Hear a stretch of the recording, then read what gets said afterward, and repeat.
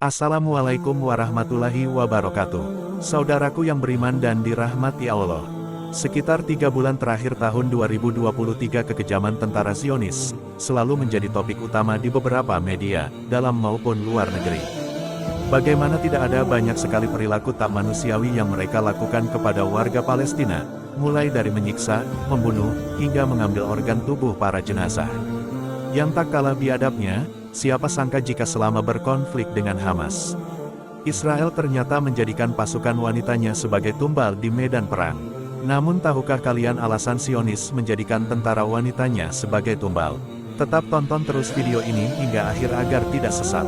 Percaya atau tidak, dengan terjadinya ketegangan antara Hamas dan Israel di jalur Gaza, bukan hanya membuat rumah dalam hati serta pikiran masyarakat Palestina, namun juga menyimpan ketakutan di kubu tentara Zionis Israel. Pasalnya selama jalur Gaza kembali menjadi medan perang sejak tanggal 7 Oktober kemarin, pasukan Zionis Israel mengalami banyak kerugian.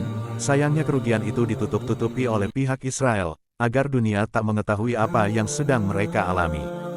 Direktur Pemakaman Militer Mon David Oren mengungkap informasi mengejutkan tentang dugaan militer Israel menyembunyikan data jumlah kematian personil militernya dalam perang melawan Hamas. Berdasarkan pengakuan David Oren, Derya dipaksa tutup mulut terkait jumlah tentara Israel yang tewas karena khawatir pengungkapannya membuat pasukan pertahanan Israel tersinggung. Meski demikian, Berut yang bertanggung jawab atas penguburan tentara Israel mengatakan bahwa satu tentara Israel dimakamkan setiap 1 jam, bahkan setengah jam di pemakaman militer. Bahkan dikutip dari Palestinian Chronicle, David Oren juga mengaku jika dirinya diminta untuk membuka kuburan dalam jumlah besar. Setidaknya di pemakaman mes kami menguburkan 50 tentara dalam 48 jam. Namun lagi-lagi pengakuan Barus dinilai sangat kontras oleh komandan sekaligus juru bicara militer Israel, Daniel Hagari, sebab menurut Hagari sejauh ini, perhitungan resmi Israel hanya lebih dari 60 tentara Israel tewas dan ratusan lainnya terluka dalam invasi Israel ke Gaza. Akan tetapi pernyataan Hagari barusan dibantah dengan bukti yang terdokumentasi dari perlawanan Palestina di Gaza, di mana dokumen itu menunjukkan jumlah korban jauh lebih tinggi dibandingkan apa yang disampaikan oleh Hagari, apalagi melihat ratusan tank Israel dan kendaraan lapis baja yang hancur. Sangat tak mungkin jika korban dari pihak Israel hanya berjumlah ratusan. Kondisi tersebut juga sesuai dengan kesaksian seorang rabi Yahudi bernama Beru Rosenblum, di mana dirinya pernah mendengar pengakuan seorang tentara Zionis tentang kekalahan Israel selama serangan darat di Gaza. Seperti dilansir dari laman Pars Today, tentara itu mengaku bahwa dalam satu malam saja 3 tank lapis baja Tiger hancur, dan 36 tentara Israel tewas akibat serangan pejuang Palestina. Selain kabar tentang jumlah tentara Zionis yang tewas, kabar tentang jumlah korban yang terluka juga membuat pihak Israel kebingungan. Bagaimana tidak, Radio Angkatan Darat Israel mengutip pernyataan Kepala Asosiasi Veteran Penyandang Cacat IDEF, mengatakan bahwa sejak konflik pecah di tanggal 7 Oktober tahun 2023, 1.600 tentara Zionis telah ditetapkan mengalami cacat seumur hidup, di mana 400 diantaranya masih dirawat di rumah sakit. Lebih parahnya lagi, pada tanggal 22 November kemarin, asosiasi tersebut juga memperkirakan akan menerima ribuan tentara yang menderita gangguan mental. Setelah pertempuran di Gaza, kita memang tak bisa memungkiri, dalam 2 bulan terakhir khususnya setelah resolusi gencatan senjata, konflik antara Zionis dan pasukan pejuang Palestina di sejumlah titik di jalur Gaza semakin memanas. Beruntungnya dalam kondisi seperti itu, Hamas lebih banyak melumpuhkan tentara Zionis. Berdasarkan laporan surat kabar Ibrani Yediot Aharonot, penyebab utama Hamas bisa melumpuhkan ratusan hingga ribuan pasukan Zionis karena peluru dan rudal anti-tank yang mereka tembakkan dalam jumlah banyak. Sampai-sampai salah satu media Israel itu juga memperkirakan jika organisasi militer yaitu IDEF bisa kehilangan 400 tentara tambahan, apalagi melanjutkan operasi daratnya di Gaza. Sebelumnya dikutip dari Republika Menteri Luar Negeri Iran, Hossein Amir Abdollahian juga pernah mengatakan kepada Al Jazeera bahwa jika Israel memutuskan untuk melancarkan serangan darat ke jalur Gaza, maka para pasukan pejuang Palestina akan mengubah Gaza menjadi kuburan bagi tentara Zionis. Pernyataan itu bisa keluar lantaran pasukan militer Hamas yang di ujung tombak oleh sayap militer Brigade Izzadin Al-Qassam diyakini sudah lebih mematikan dibanding beberapa tahun yang lalu.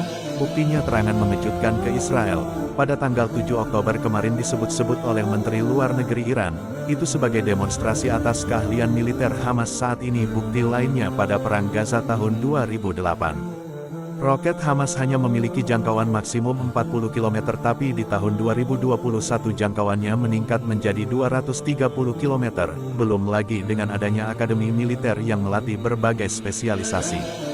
Seperti keamanan cyber, membuat Hamas lebih siap berhadapan dengan Zionis Israel di berbagai lini. Setelah kalian menyimak berbagai fakta tentang KER Israel tak masuk akalnya, ada satu fakta mengejutkan dalam internal. Tentara Zionis yang menjawab, mengapa personil mereka lebih banyak menjadi korban. Fakta tersebut adalah isu seksisme atau isu di mana pasukan pertahanan Israel memperlakukan para tentara wanita. Berbeda dengan tentara laki-laki, isu seksisme yang nyata di internal IDF, diungkapkan sendiri oleh tentara wanita Israel yang identitas dan kesatuannya dirahasiakan, dikutip dari fifa.co.id sebelum serangan Hamas pada tanggal 7 Oktober tahun 2023. Seorang tentara wanita Israel mengatakan, bahwa dalam sebuah laporan yang diserahkan ke panglima tertingginya, ia dan rekan-rekannya mengajukan permintaan pengalihan tugas, setelah melihat aktivitas militer Hamas yang sangat intensif.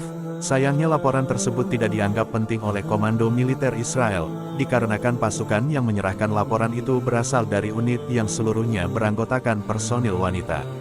Padahal beberapa bulan sebelumnya tentara wanita yang bertugas mengintai Hamas, juga telah melaporkan kepada komandannya, jika sesuatu yang tak biasa akan terjadi. Laporan mereka itu berdasarkan pergerakan Hamas di dekat pagar perbatasan pelatihan untuk menyerang tank serta menonaktifkan kamera, dan meningkatkan aktivitas drone di beberapa titik. Akibat dari penilaian laporan tersebut, Israel harus menerima operasi Badai Al-Aqsa yang membuat markas-markas serta tentara mereka hancur dan tewas. Dikutip dari Russia Today, serangan mematikan Hamas terhadap Israel saat itu, sebenarnya bisa dicegah jika unit pasukan pertahanan Israel yang terdiri dari perempuan dan bertugas memantau Gaza didengarkan. Parnya isu seksisme di kubu Israel semakin terbukti setelah seorang tentara wanita mengatakan bahwa pada hari operasi Badai Al-Aqsa tidak ada yang memberitahu kami, bahwa ada tingkat kewaspadaan yang tinggi. Lebih parahnya lagi, para tentara wanita Israel ini mengaku bahwa institusinya telah membuang mereka. Alasannya komando militer IDF disebut-sebut tak menyuplai senjata, dan membiarkan unit tentara wanita dihabisi pasukan Hamas. Dalam pengakuannya mereka mengatakan IDF meninggalkan kami seperti bebek, setidaknya kami memiliki senjata, dan jika terbunuh kami terbunuh seperti pahlawan. Kenyataannya kami ditinggalkan oleh pasukan dan dibantai begitu saja, tanpa memiliki kesempatan untuk membela diri. Dari kisah tentar Zionis wanita barusan, semakin menambah catatan buruk bagi Israel yang mana selama ini kita hanya tahu bahwa Israel adalah penjahat perang yang menyediakan dan pembunuh warga Palestina. Nyatanya kekejaman Israel bukan hanya dirasakan oleh warga Palestina, melainkan dialami oleh pasukan militernya sendiri. Bahkan kekejaman itu sengaja dilakukan kepada tentara wanitanya. Saudaraku yang beriman, apa tanggapan kalian setelah menonton video ini? Apakah sebelumnya kalian sudah mendengar sisi kelam Israel barusan? Wallahu alam bisawab. Terima kasih saudaraku yang menonton video ini hingga akhir. Dan sampai jumpa di video selanjutnya. Hamba Allah undur diri. Wassalamualaikum warahmatullahi wabarakatuh.